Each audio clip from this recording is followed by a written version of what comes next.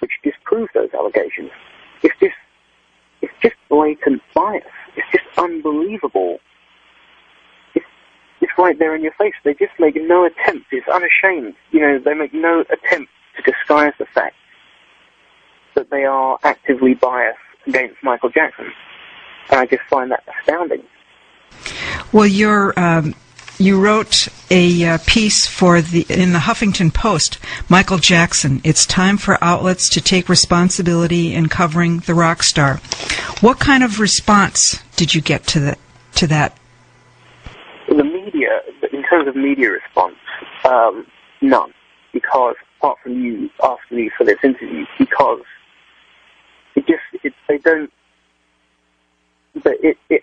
it highlights everything that they're doing wrong. They're not going to call me up.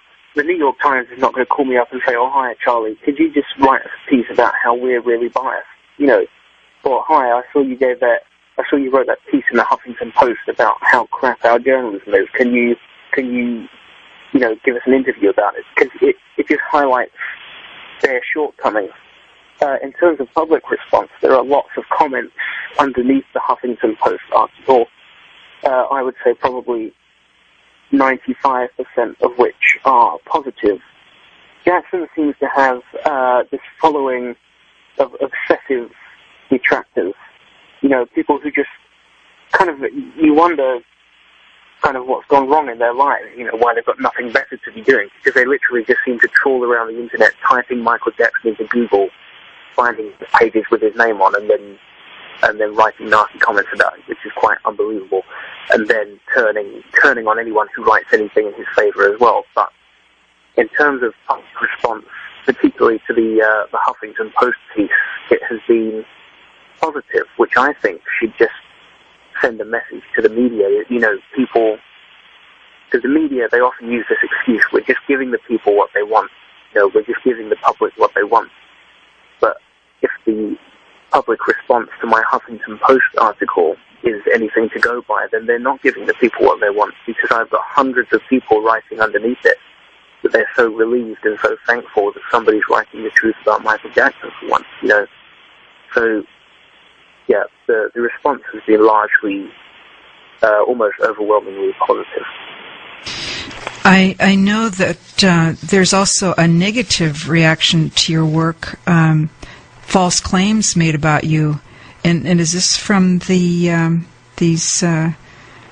fanatics that are out to point a finger at Michael? There are a couple of.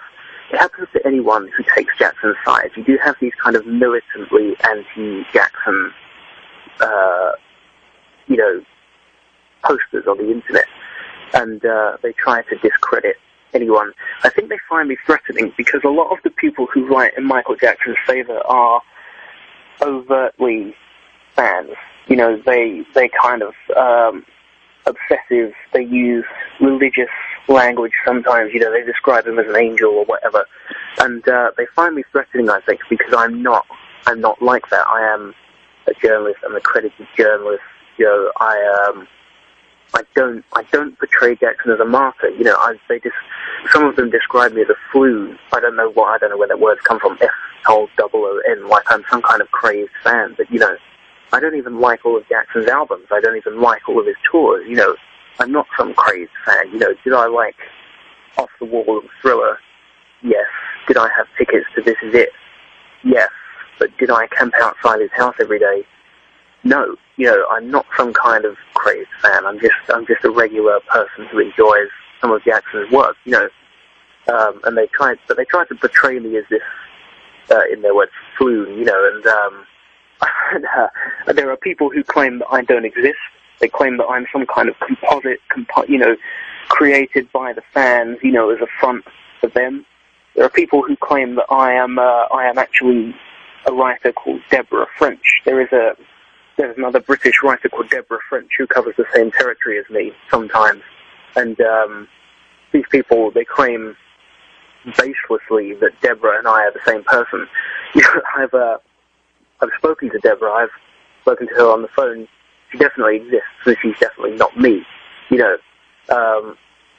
So a amazes me because they tried to discredit my research, although all of my research pretty much is sourced directly from official documents, whether it be FBI files, trial transcripts, grand jury testimony, police documents or whatever. And if I don't source it from there, then I source it from reliable books like J. Randy Taraborelli's Michael Jackson biography. And so on the one hand, they're trying to claim that my research is poor, and on the other hand, they're claiming without any evidential basis, with no basis in reality, that I don't even exist, or they're claiming with no evidential basis that I am the same person as Deborah French, or they're claiming, whatever. It's just like they're claiming that I'm some kind of deranged fan. They have no evidential basis for any of these statements. It just amazes me how desperate they are to discredit anyone who says anything pro-Jackson. I think a lot of that is racially motivated. A lot of it is I can't really tell you where it comes from, but there just do seem to be this relatively small amount of Jackson detractors who put themselves all over the internet trying to discredit anything pro-Jackson. I don't quite understand what their motivation would be, or, what went so tragically wrong in their lives that they've got nothing better to be doing with their time.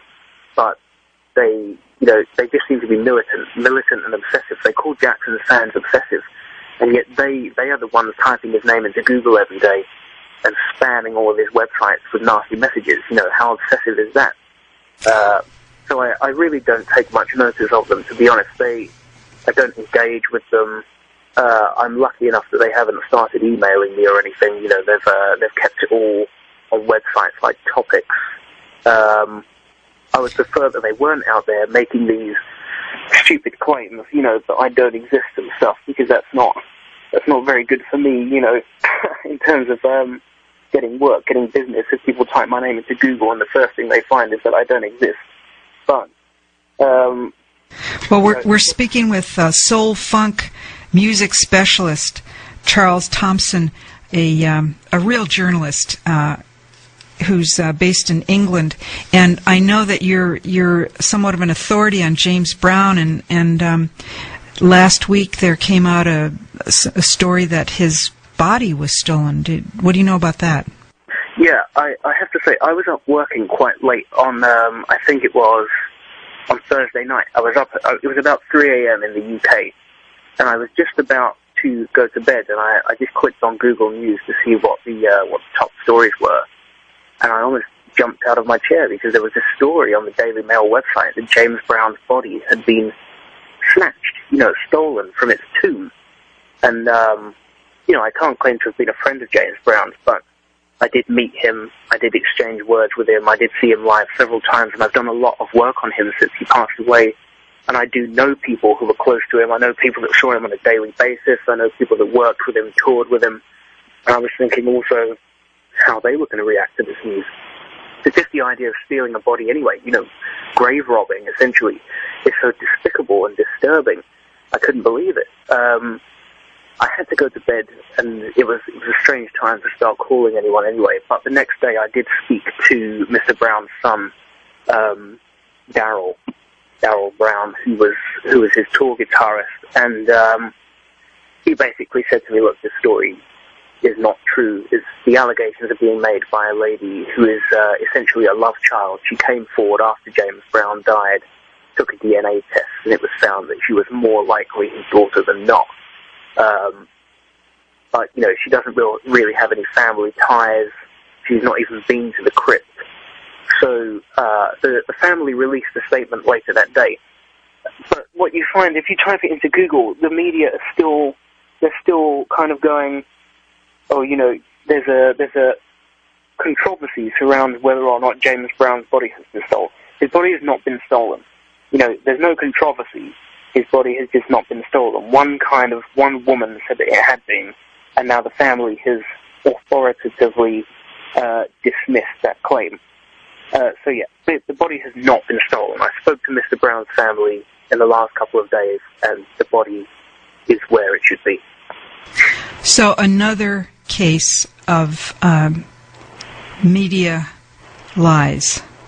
inaccuracies. Not necessarily lies, because this lady did contact the media under her own volition and tell them that the body was missing. And I suppose they thought she was an authoritative source because she is his daughter, officially.